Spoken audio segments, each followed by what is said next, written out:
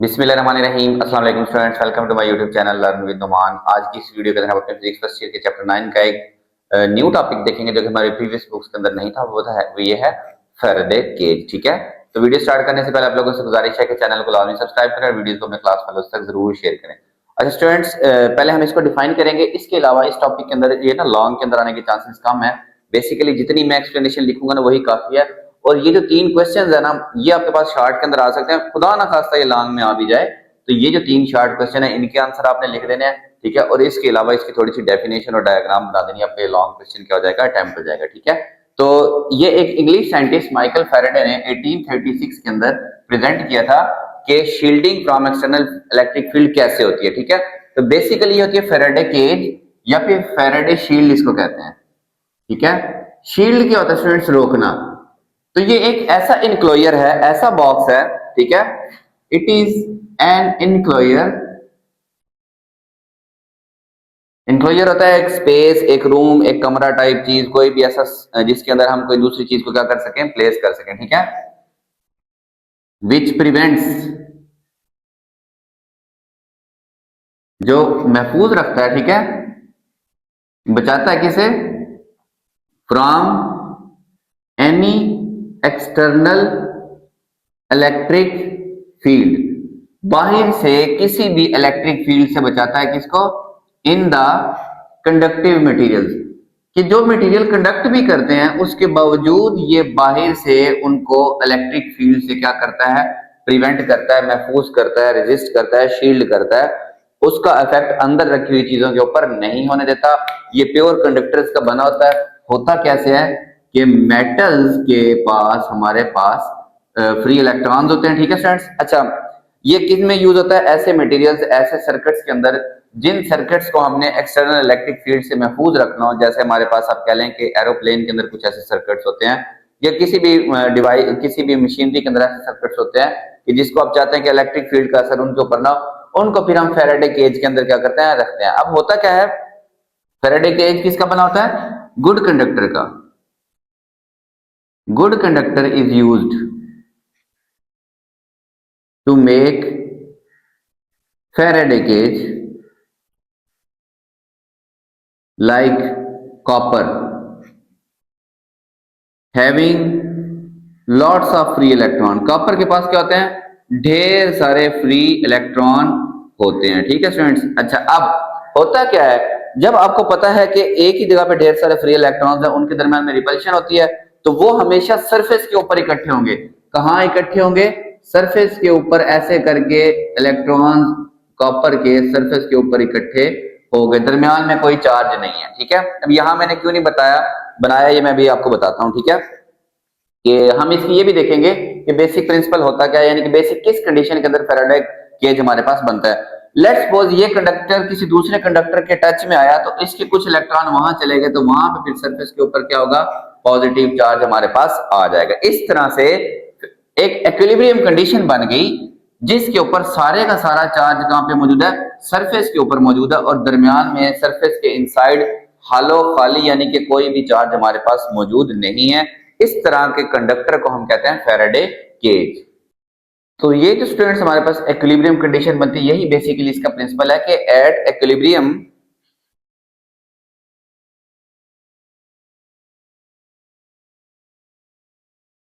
ये इसका basic principle है, आपके पास शॉर्ट में आ सकता है। ठीक है, under electrostatic conditions, electrostatic conditions. ठीक है, अब अगर ये शॉर्ट क्वेश्चन पेपर में नहीं आया और ये लॉन्ग में आया हुआ, तो आपने इसकी डेफिनेशन लिखने के बाद, ये बनाने के बाद, जो थोड़ी सी मैंने एक्सप्लेनेशन बोली ना कि मेटल्स के पास फ्री इलेक्ट्रॉन्स होते हैं गुड कंडक्टर्स के पास, तो वो उनकी आपस में रिपल्शन की वजह से सरफेस पे इकट्ठे हो जाएंगे। अगर कोई दूसरे कंडक्टर से वो टच में आए तो मे बी उसके इलेक्ट्रॉन दूसरे मेटल के पास चले जाएं, उसके ऊपर वहां पे पॉजिटिव चार्ज थोड़ा सा आ जाए, लेकिन ओवरऑल सारे का सारा चार्ज कहां पे है, सरफेस में है, इनसाइड खाली है। अगर इसके ऊपर कोई भी इलेक्ट्रिक शार्क आके टकराता है, ये इलेक्ट्रिक शार्क ऐसे बनाते हैं ना, शार्क्स को ऐसे ही शार्क कह रहा था ना ये, तो वो इसके सरफेस से इंटरेक्ट करेगा, सरफेस में रन कर जाएगा, वो इसकी बॉडी के अंदर कभी भी इंटरेक्ट ये चार्जेस उसको नहीं करने देंगे। तो ये हमारे पास एक फैराडे केज या फैराडे शील्ड के तौर पे काम करता है। तो कंडीशन क्या बनी, at equilibrium under electrostatic conditions charge is uniformly distributed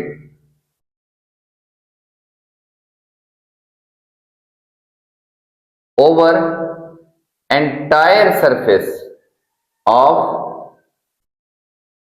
conductor. Conductor के सारे सरफेस के ऊपर चार्ज क्या है, डिस्ट्रीब्यूटेड है। एंड इनसाइड, ठीक है, inside is no electric field, और बाहर कोई भी इलेक्ट्रिक फील्ड एक्ट नहीं कर रहा, ठीक है। तो अंदर क्या है, एक इलेक्ट्रिक फील्ड फ्री जोन है जिसके अंदर आप वो सर्किट रख सकते हैं जिनको आप किसी भी शॉक से बचाना चाहते हैं, इलेक्ट्रिक शॉक से बचाना चाहते हैं, या किसी भी इलेक्ट्रिक फील्ड से बचाना चाहते हैं। तो जब एक ऐसा फील्ड बन गया आप उसको वहां पे रख सकते हैं, ठीक है। अच्छा स्टूडेंट्स, अब देखें कि लेट्स सपोज हमने इसकी, ये मैंने फैराडे केज बनाया, ठीक है, इसके बाहर हम लगाते हैं इलेक्ट्रिक फील्ड लगाते हैं ऐसे, ये पॉजिटिव प्लेट्स, ये नेगेटिव प्लेट हो गई, ठीक है।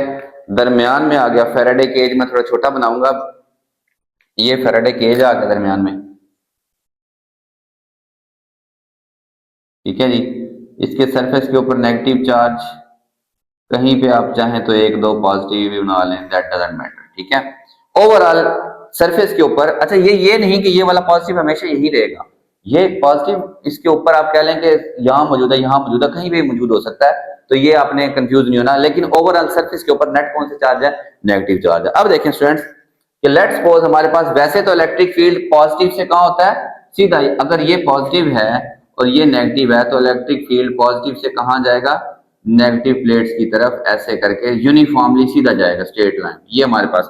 लेकिन फैराडे केज की वजह से स्टूडेंट्स क्या होगा हमारे पास कि इलेक्ट्रिक फील्ड यूनिफॉर्म नहीं रहेगा, हर, देखिए ये पॉजिटिव से जाता है और नेगेटिव में एंटर होता है, तो ये हर पॉइंट पे उसके सरफेस पे क्या होगा, परपेंडिकुलर होगा। देखें ये सरफेस है ना, ये मैं थोड़ी बड़ी करके डायग्राम बना देता हूं ताकि आपको अच्छी समझ आ जाए।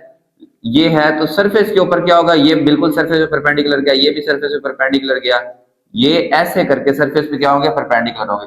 और जो जिस नेगेटिव के अंदर आ रहे होते हैं तो वो अंदर भी आ रहे होंगे, लेकिन इसके सरफेस के ऊपर यहाँ पे एंगल क्या होगा, सबका 90 का एंगल होगा। ये मैं डायग्राम आपको बना के बड़े वाली दिखा देता हूँ थोड़ी सी। ऐसा क्यों होगा स्टूडेंट्स,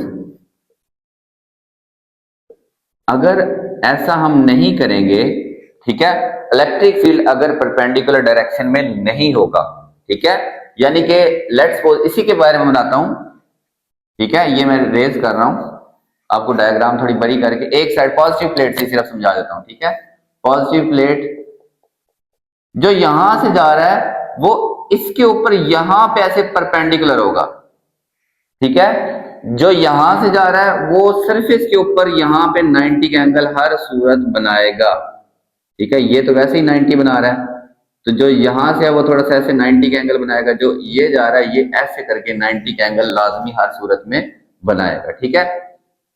वजह क्या है, अगर स्टूडेंट्स ये परपेंडिकुलर नहीं होगा, ये तो एक्सपेरिमेंटल काम है ना, अगर ये परपेंडिकुलर नहीं होगा, इसका कोई भी एंगल होगा, लेट्स सपोज ये यहां से इस एंगल से इसे टकरा रहा हो ऐसे करके, तो ये इलेक्ट्रिक फील्ड इस इलेक्ट्रॉन को, इस चार्ज को क्या करेगा, हरकत देगा और करंट बहना क्या हो जाएगा, स्टार्ट हो जाएगा, ठीक है। इलेक्ट्रिक करंट का क्या हो जाएगा, फ्लो, जबकि इसमें कोई भी इलेक्ट्रिक करंट फ्लो नहीं करता। देखे ना, लेट्स सपोज ये सरफेस है और अगर तो इलेक्ट्रिक फील्ड ऐसे परपेंडिकुलर आ रहा है, यहाँ इलेक्ट्रॉन है, तो ये इलेक्ट्रिक फील्ड इस इलेक्ट्रॉन को कहां ले जाएगा, ठीक है। देखिए उसने नीचे तो ले नहीं जाना, वो तो सरफेस पे ही रन कर सकते हैं, ठीक है, अंदर तो हॉलो है।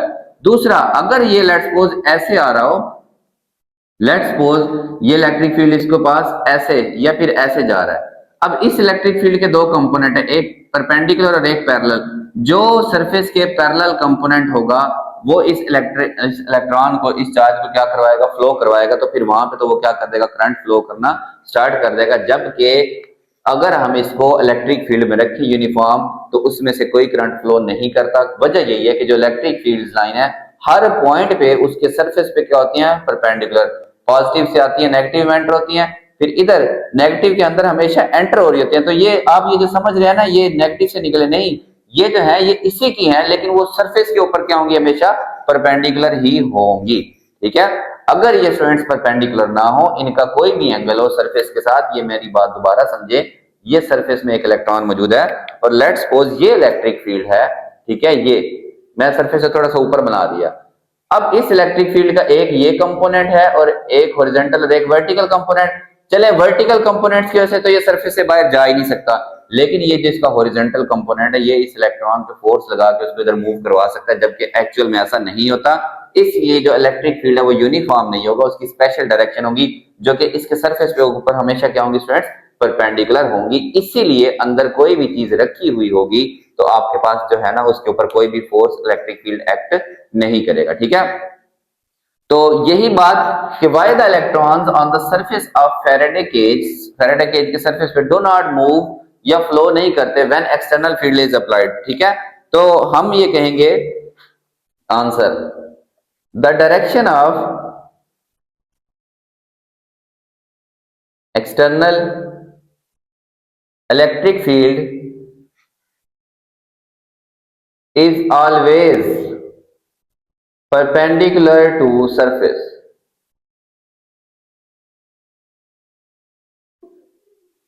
Hence, electrons cannot flow. ठीक है, if there would have been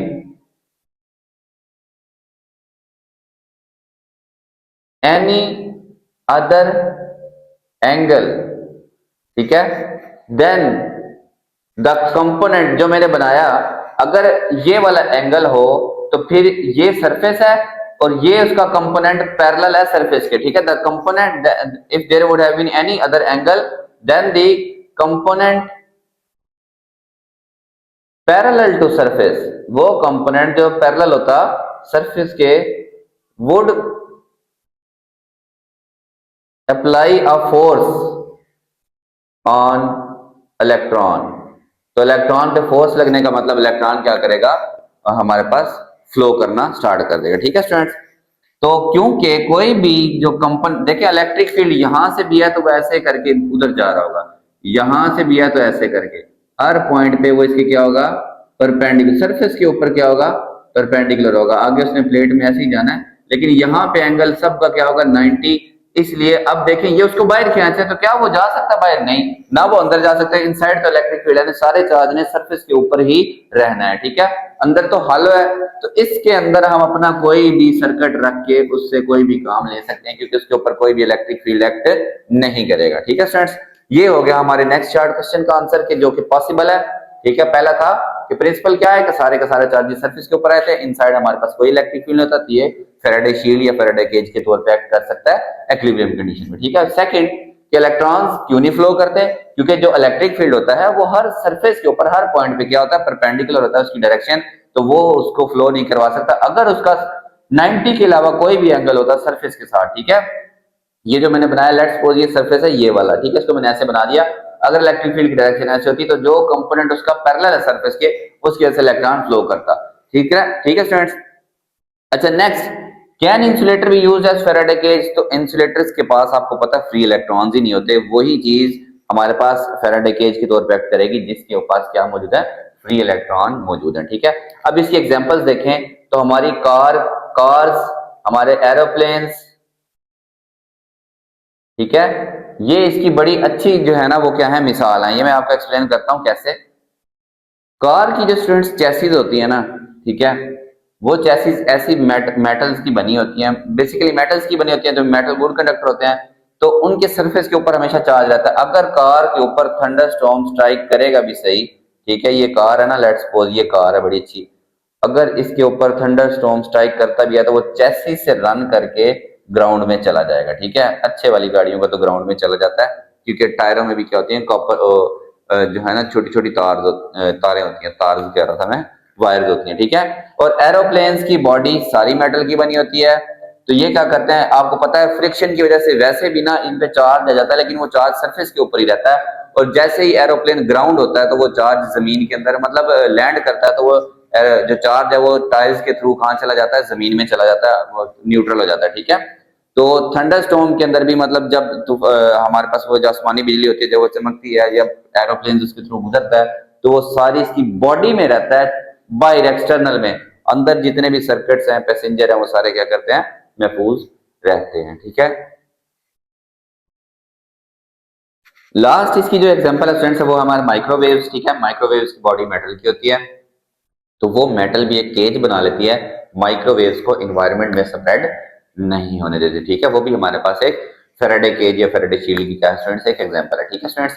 तो ये सिंपल सा आपका टॉपिक था जिसमें आप इसको डिफाइन करेंगे, इसका जो प्रिंसिपल है हम बेसिकली ये लिखेंगे और ये थोड़ा सा लिखेंगे कि ये कैसे बनता है। एक अच्छी मेटल लेनी है, गुड कंडक्टर, फिर उसके सरफेस पे चार्ज आ जाएगा, इक्विलिब्रियम की कंडीशन बतानी है, फिर ये बताना है कि आप इलेक्ट्रॉन्स क्यों नहीं इसमें से फ्लो करते हैं, ठीक है। इलेक्ट्रिक फील्ड्स जो है ना हर पॉइंट पे परपेंडिकुलर होता है, फिर आपने इंसुलेटर का बताना है कि आप उनको नहीं यूज कर सकते, फिर आपने एंड पे इसकी एग्जांपल्स दे देनी है। तो इस तरह करके आपका ये टॉपिक कंप्लीट हो जाएगा। होप सब लोगों को अच्छे से समझ आया होगा। तो चैनल आपने लाजमी सब्सक्राइब करना और वीडियोस को अपने क्लास वालों तक जरूर शेयर करें। अल्लाह हाफिज़ फ्रेंड्स।